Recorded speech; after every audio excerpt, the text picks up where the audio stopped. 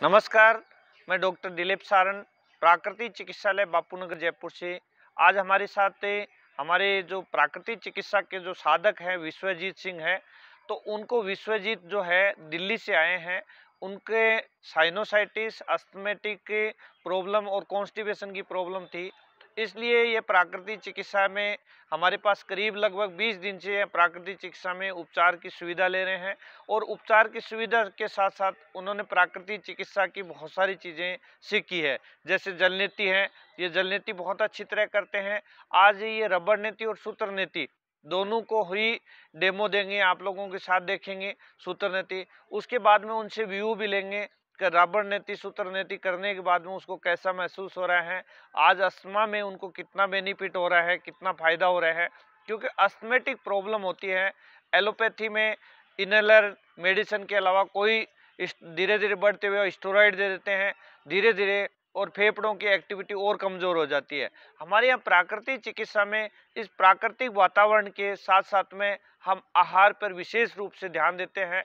आहार के साथ साथ में हम प्राकृतिक चिकित्सा की जो 6 क्रियाएं हैं, धोती, नेति, वस्त्र, त्राटक, कृपाल, ये सारी क्रियाएं करवा के और इनके द्वारा हम उनको ठीक करने का काम करते हैं। तो यहाँ प्राकृतिक चिकित्सा में अनेक प्रकार की जो अपनी बॉडी 5 एलिमेंट से बने होते हैं, इसी के द्वारा पंच महाभूत के द्वारा हम प्राकृतिक चिकित्सा का उपचार करते हैं। और यहाँ जो खाना होता है वो सात्विक होता है, क्योंकि साधक जो होता है, जो रोगी होता है, उनको सात्विक आहार ज़्यादा फायदा इसलिए करता है क्योंकि उसको सात्विक खाना जो होता है वो सुपाच्य होता है, आराम से पच जाता है और आराम से पचा के और आपके शरीर के जितने भी मिनरल्स और विटामिन्स की आवश्यकता होती है वो आपके शरीर के लिए उपयोगी तत्व होता है, वो पाचन क्रिया में सहयोग करने में काम करता है, आपकी हेल्थ को ग्रोथ बनाने में काम करता है। तो आज हमारे साथ अभिजीत जो है विश्वजीत जो है, उनको आप रबड़ नीति, पहले रबड़ नीति में कराता हूँ। रबड़ नीति जो है ये रबड़ की नली है। आप ये देखिए, ये नंबर की जो नली है उसका 3 नंबर कैथेटर होता है, वो उसको धीरे धीरे नाक में डालेंगे। और ये जो उसके साथ में ये सूत्र नीति है, ये रबड़ नीति है, ये सूत्र नीति है, दोनों। अब इसमें देखिए, अब सरसों का ऑयल लगा लिया, नारियल का तेल भी लगा सकते हैं, जैतून का लगा सकते हैं, या अणु तेल का भी प्रयोग कर सकते हैं। अब ये सबसे पहले इसको अपन ये रबड़ नीति करवाते हैं। ये आप देखिए रबड़ नीति जो करने का जो तरीका है, सबसे पहले रबड़ नीति जो आप करें तो आपको बिना किसी के सानिध्य से, योग चिकित्सक हो या प्राकृतिक चिकित्सक हो, उनके सामने ही रबड़ नीति का अभ्यास करना है। क्योंकि रबड़ नीति से कई बार साइड इफेक्ट ज़्यादा छिल जाते हैं नाक, और जिसके नाक में घाव होता है उनको रबड़ नीति नहीं करनी चाहिए। रबड़ नीति से आपको जो साइनस की जो प्रॉब्लम होती है, नाक में हड्डी बढ़ जाती है, मांस बढ़ जाता है, उनको कम करने में बहुत ही मदद करती है। इसके अलावा साइनस से बाल सफ़ेद हो जाता है, उनको बालों को ठीक करने के लिए, कईयों के बाल उड़ जाते हैं, बाल वापस आ जाते हैं, बार बार छींकें आती है, उससे परेशानियों से दूर हो जाती हैं। तो आज अभी अभी रबड़ नीति विश्वजीत रबड़ नीति करके बताएंगे। करिए जी विश्वजीत जी, रबड़ नीति करें।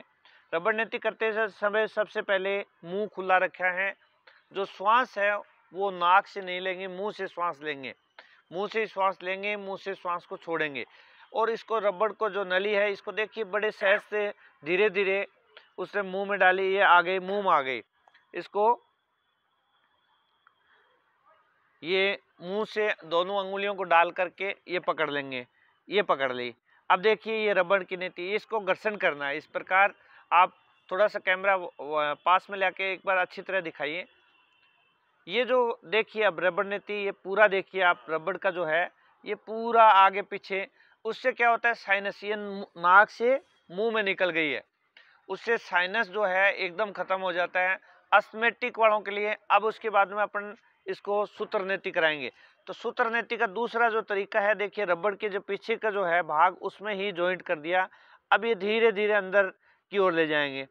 अब देखिए अंदर की ओर ले जा रहे हैं, और ये धीरे धीरे, कई बार क्या होता है सीधा करते हैं तो नाक जो छिल जाता है, तो आपको नाक छिलने वाली क्रिया नहीं करनी है।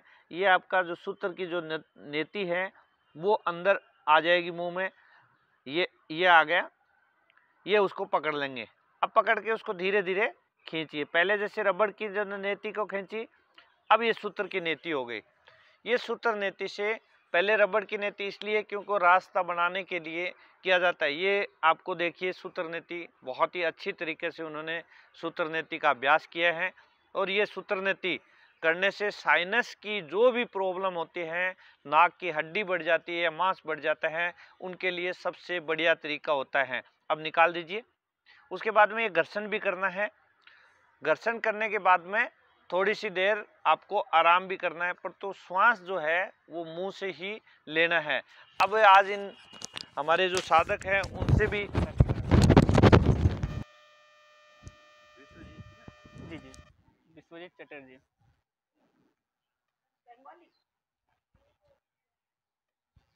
विश्वजीत, अब आपको बताएंगे ये रबड़ नीति और सूत्र नीति आपको करके बताइए उनको कैसा लग रहा है और उनको कितना फायदा ये अपना विचार खुद रखेंगे।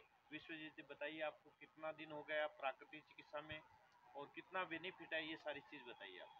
नमस्ते सर, मेरा नाम विश्वजीत चटर्जी है और मैं दिल्ली से आया हूँ और अभी मैं पढ़ाई करता हूँ। बीए कर रहा हूँ मैं दिल्ली यूनिवर्सिटी से।